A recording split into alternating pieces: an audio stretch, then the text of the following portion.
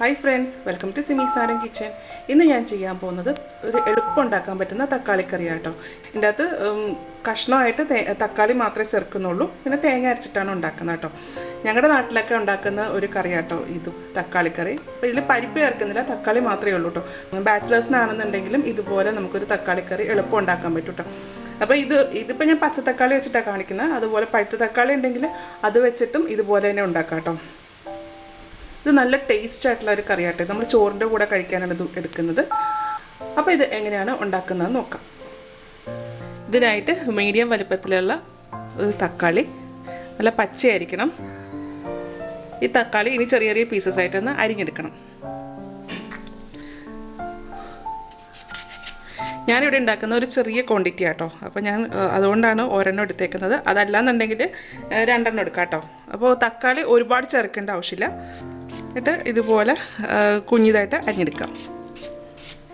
ഈ തക്കാളി തന്നെ അത്യാവശ്യം ഉണ്ടാവും നമ്മൾ കറി വെച്ച് കഴിയുമ്പോഴത്തേക്ക്. ഇനി ഇതിലേക്ക് കുറച്ച് വെള്ളം ഒഴിച്ചു കൊടുക്കാം. ഞാനിതിലേക്ക് ഒരു 1/2 കപ്പ് വെള്ളം ഒഴിച്ചിട്ടുണ്ട് കേട്ടോ. തക്കാളി വേഗം മാത്രമുള്ള വെള്ളം ഒഴിച്ച് വെച്ചാൽ മതി. കുറച്ച് ഉപ്പ്, ഇപ്പം ഇച്ചിരി ഇട്ടേച്ചാൽ മതി. തേങ്ങ അരച്ച് ചേർക്കുന്നുണ്ട്, അപ്പോൾ അന്നേരം ബാക്കി ഉപ്പും കൂടി ചേർത്താൽ മതി കേട്ടോ. ഇനി ഇത് സ്റ്റൗവിലേക്ക് മാറ്റിയിട്ടുണ്ട്. ഇതൊന്ന് ഇളക്കി കൊടുക്കാം. ഇപ്പം അടച്ചു വെക്കണ്ട, ഇത് തിളച്ചതിന് ശേഷം ഒന്ന് അടച്ചു വെക്കുക. അടച്ചു വെച്ചിട്ട് ഇത് നന്നായിട്ടൊന്ന് വേവിച്ചെടുക്കണം. ഇതിലൊഴിച്ചേക്കുന്ന വെള്ളം നന്നായിട്ട് തിളച്ചിട്ടുണ്ട്. തിളച്ചതിന് ശേഷം സ്റ്റൗവിൻ്റെ ഫ്ലെയിം നല്ലപോലെ ലോ ആക്കി കൊടുക്കുക. ലോ ആക്കിയതിന് ശേഷം ഇതൊന്ന് അടച്ചു വെച്ചിട്ട് വേവിച്ചെടുക്കണം.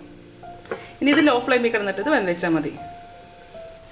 ഈ സമയത്ത് നമുക്ക് കുറച്ച് തേങ്ങ അരച്ചെടുക്കാം കേട്ടോ. അപ്പോൾ അതിൻ്റെ അരച്ച് ചേർക്കാൻ വേണ്ടിയിട്ടാണ് 1/3 കപ്പ് തേങ്ങ എടുക്കാം. ഫ്രഷ് തേങ്ങ കേട്ടോ. ഒരു വെളുത്തുള്ളി, ഒരു ചെറിയ ഉള്ളി, മഞ്ഞൾപ്പൊടി 2 നുള്ള്, ജീരകം 1 നുള്ള്. ഇനി ഇതിലേക്ക് കുറച്ച് വെള്ളം ഒഴിച്ചു കൊടുക്കുക. വെള്ളം ഒഴിച്ചു കൊടുത്തിട്ട് ഇത് നന്നായിട്ടൊന്ന് അരച്ചെടുക്കാം. പച്ചമുളക് ചേർക്കണം. അപ്പോൾ ഇത് അരച്ചതിന് ശേഷം നമുക്ക് പച്ചമുളക് ചേർത്തിട്ട് ഒന്ന് ജസ്റ്റ് ഒന്ന് ക്രഷ് ചെയ്തെടുത്തേച്ചാൽ മതി. ആദ്യമേ നമുക്ക് തേങ്ങ ഒന്ന് അരച്ചെടുക്കാം.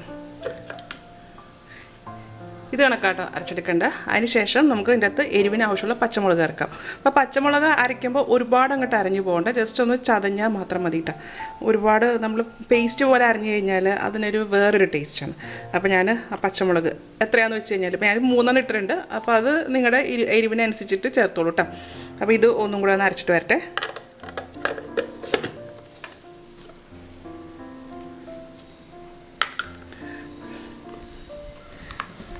ഇതുപോലെയാട്ടോ. അപ്പോൾ നമ്മൾ ആ പച്ചമുളകിൻ്റെ പീസസ് അതിൻ്റെ അടുത്ത് കിടപ്പുണ്ട്. അതൊന്നും വെണ്ണ പോലെ അരഞ്ഞിട്ടൊന്നുമില്ല, പക്ഷേ തേങ്ങ നന്നായിട്ട് അരഞ്ഞിട്ടുണ്ട് കേട്ടോ. ഇനി ഇത് തക്കാളി നല്ലതായിട്ട് വെന്ത് കഴിയുമ്പോൾ ഇത് അതിൻ്റെ അകത്തേക്ക് ചേർക്കാം. അപ്പോൾ നമ്മുടെ തക്കാളി എന്തായി നോക്കാം കേട്ടോ. അപ്പോൾ ഇത് നന്നായിട്ട് വെന്തിട്ടുണ്ട്. അതിന് എന്താ ചെയ്യേണ്ടത് വെച്ചാൽ ഇതിനെ ഒന്ന് ഉടച്ചു കൊടുക്കുക. തവി വെച്ചിട്ട് ഇതുപോലെ ഒന്ന് പ്രസ് ചെയ്താൽ മതി. അപ്പോൾ ഇത് നല്ലപോലെ ഉടഞ്ഞു വരും. ഇത് കണക്ക് കേട്ടോ. അപ്പോൾ ഇങ്ങനത്തെ കറി ഉണ്ടാക്കുമ്പോൾ ഒരുപാട് തക്കാളി അങ്ങ് ചേർക്കേണ്ട കേട്ടോ. അപ്പോൾ ഇങ്ങനെ ആക്കുന്നത് കൊണ്ട് തക്കാളിയുടെ നല്ല ഒരു ഫ്ലേവർ നല്ലപോലെ നമുക്ക് ആ തക്കാളിയുടെ ഒരു ഫ്ലേവറും ആ ഒരു പുളിയും കിട്ടിയേച്ചാൽ മതി.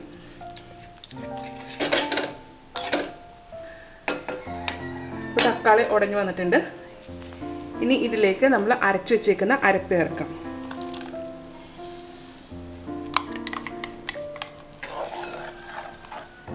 ഇതൊന്ന് കഴുകി ഒഴിക്കാം. അപ്പോൾ ഗ്രേവി എത്ര ആവശ്യമുണ്ടെന്ന് വെച്ചാൽ അത്ര ഒഴിക്കാം കേട്ടോ. ഞാനിപ്പോൾ ഇതിൻ്റെ അകത്തേക്ക് 1/2 കപ്പോളം ഒഴിക്കുന്നുണ്ട്.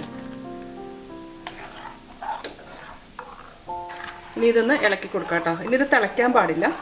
ഇനി ഇതിലേക്ക് കുറച്ച് ഉപ്പും കൂടെ ചേർക്കണം. അപ്പോൾ ഞാൻ നേരത്തെ കുറച്ച് ഉപ്പേ ചേർത്തിട്ടുണ്ടായുള്ളൂ. അപ്പോൾ ബാക്കിയും കൂടി ഇടണേന്.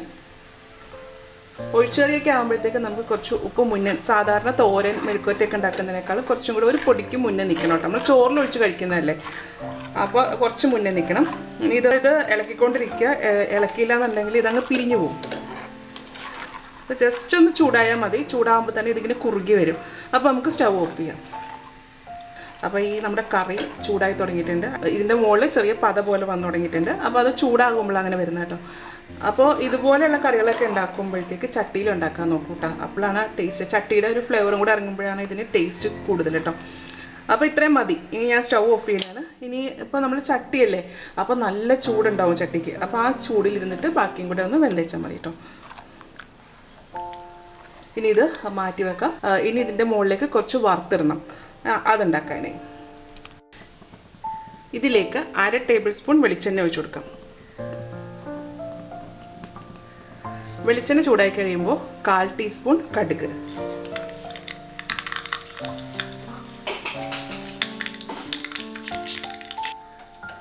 ഒരു ചെറിയ ഉള്ളി കുഞ്ഞായിട്ട് അരിഞ്ഞത്, ഒരു വറ്റൽ മുളക് 2ആയിട്ട് പൊട്ടിച്ചിടാം. ഉള്ളി മൂത്തിട്ടുണ്ട്. ഇതിലേക്ക് കറിവേപ്പിലയും കൂടി ചേർക്കാം കേട്ടോ. ഇനി ഇത് ആ കറിയിലേക്ക് ഒഴിക്കാം. ഇതുണ്ടോ, ആ കുറച്ച് സമയപ്പോൾ തന്നെ അതൊന്ന് കുറുകും ഒന്നും കൂടെ. ആ ചട്ടിയുടെ ചൂട് കൊണ്ടാണ് അതൊന്നും കൂടെ കുറുകുന്നത് കേട്ടോ. ഇനി ഈ വറുത്ത് വെച്ചേക്കുന്നത് ഇതിലേക്ക് ഇട്ട് കൊടുക്കാം.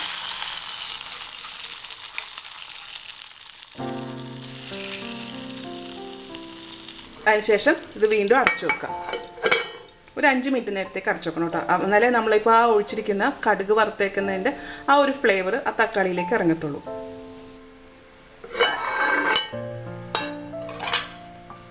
ഇപ്പോൾ നാടൻ രീതിയിലുള്ള തക്കാളിക്കറി റെഡി ആയിട്ടുണ്ട് കേട്ടോ.